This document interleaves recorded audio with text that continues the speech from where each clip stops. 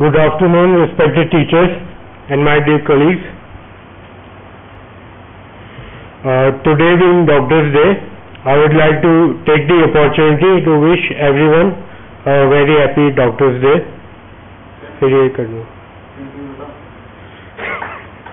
Myself, Dr. Prashant Jain, with my co-speaker, Dr. Deepak Bishnoi, would be presenting this CCR under the guidance of Dr. Sanjay Singhal sir, Dr. Saroj Chawla ma'am,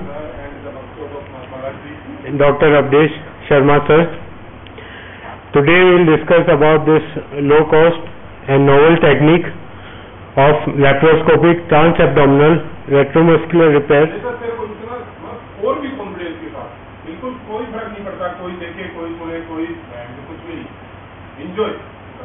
Of laparoscopic transabdominal retromuscular repair. नहीं मैं pause इसलिए जानने के ले रहा हूँ. रेट्रोमस्कुलर repair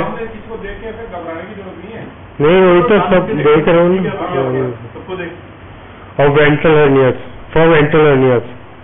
First talking about epidemiology, more than 20 million hernias are operated worldwide per year. 15 to 18% of all the surgical procedures are hernia repairs.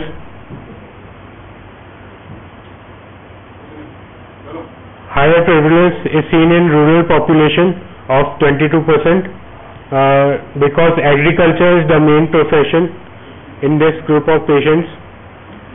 25 to 30% of all the hernia repairs comprise ventral hernia repair, and incisional hernia being the commonest among these because these are the long-term complications in 11 to 20% of laparotomy incisions.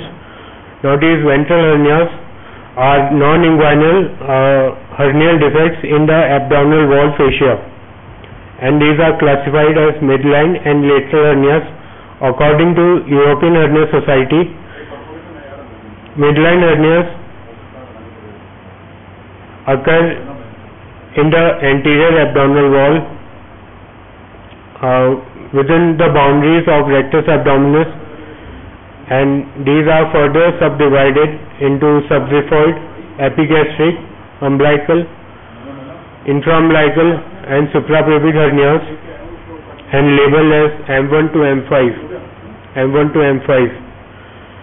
Lateral hernias occur lateral to the rectus abdominis and are classified as subcostal, flank, iliac and lumbar hernias and labeled as L1 to L4. Repair of these hernias can be done through open or laparoscopic technique.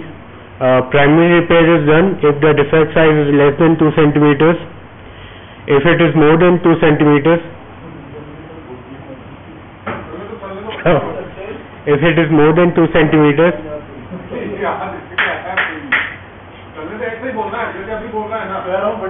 we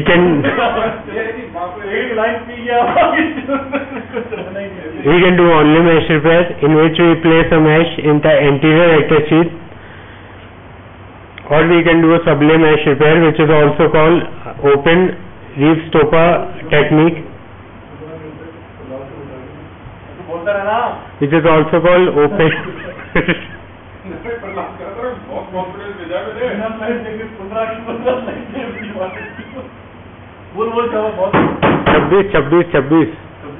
open Reeves-Stoppa technique.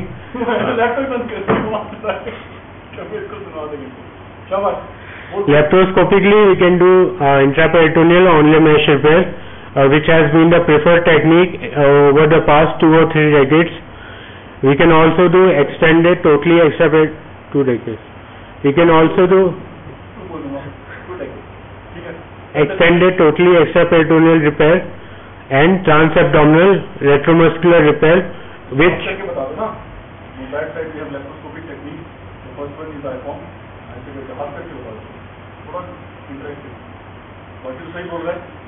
transabdominal retromuscular repair, which we will discuss shortly.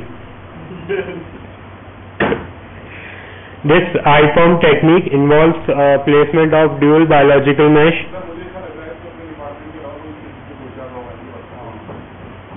placement of dual biological mesh over the hernia defect from the peritoneal side. In this diagram, your pointer से बताते हैं.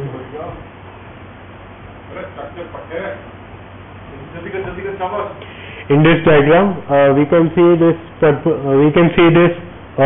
line is the peritoneum, and we have placed the mesh from inside the abdominal cavity. Now the mesh is fixed with transfacial sutures and single or double row of tackers. Here we can see a tacker being applied on the mesh.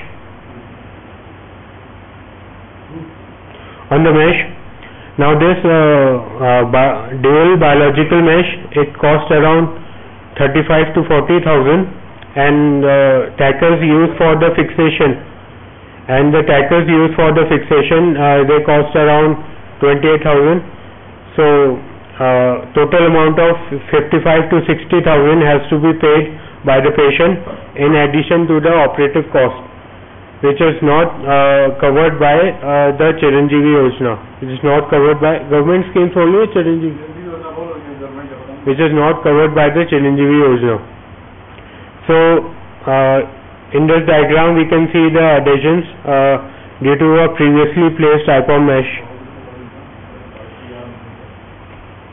So the cost factor is the problem with this IPOM technique, making this unaffordable for economically weaker patients.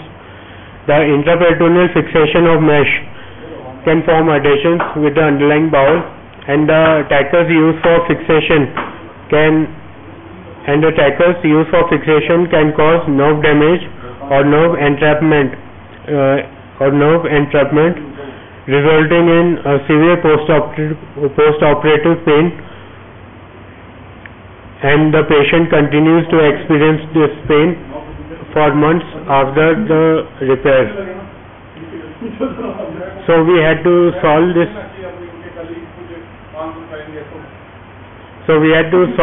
problem. And as the old saying goes, आवश्यकता ही आविष्कार की आवश्यकता ही आविष्कार की जननी है.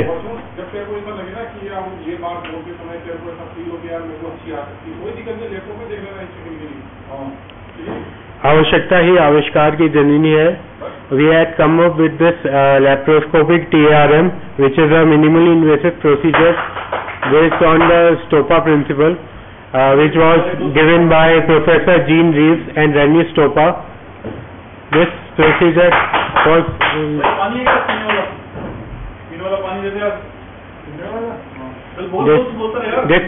was originally used for open technique in giant prosthetic reinforcement of the visceral sac. The basic principle of this is placement of mesh in the space behind the rectus abdominis and above the posterior rectus sheath. As we can see in this diagram, the mesh is placed in the retrorectus space after the closure of defects in the anterior and posterior fascia. So this is a low-cost technique and affordable to the rural population. The extra cost can be covered under the government schemes, and the use of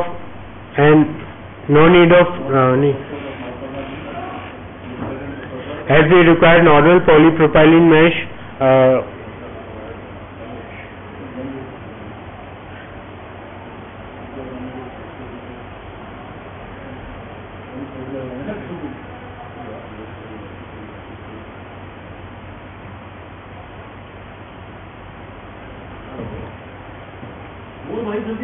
There are no need of tackers solving the problem of long-term post-operative pain to the patient. There are no need of tackers solving the problem of severe post-operative pain to the patient. So this laparoscopic TARM combines the advantage of both open Reeves Stopa repair and minimally invasive surgery. Coming to positioning the patient can be positioned in The preferred position is supine position with OT table flexed and the surgeon stands at the foot end. A modified lithotomy position can also be used. We performed a 3-port technique in which we use a 10 mm camera port in the midline and 2 5 mm working ports on each side. The ports are placed on the side opposite to hernia.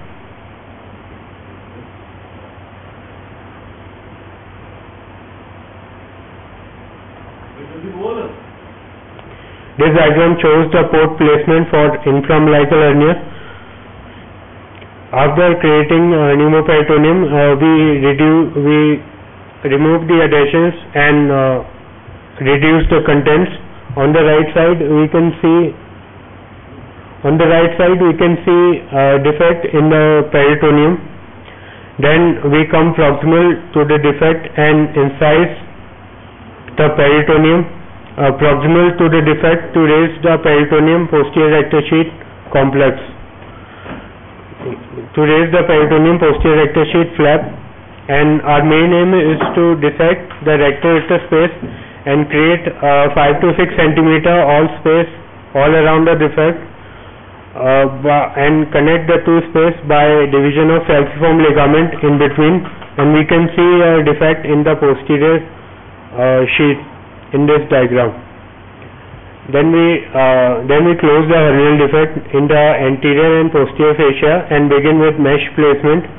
We do not need sutures to fix the mesh, but they can be used according to the surgeon preference.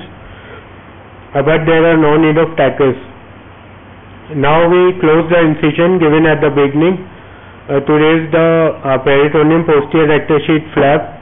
We do this with the help of knotless surgical sutures, which have barbs on the surface, so they penetrate the tissue and allows the suture in place without the need for tying knots. Now I would like to call my dear colleague Dr. Deepak to continue with this presentation. Thank you.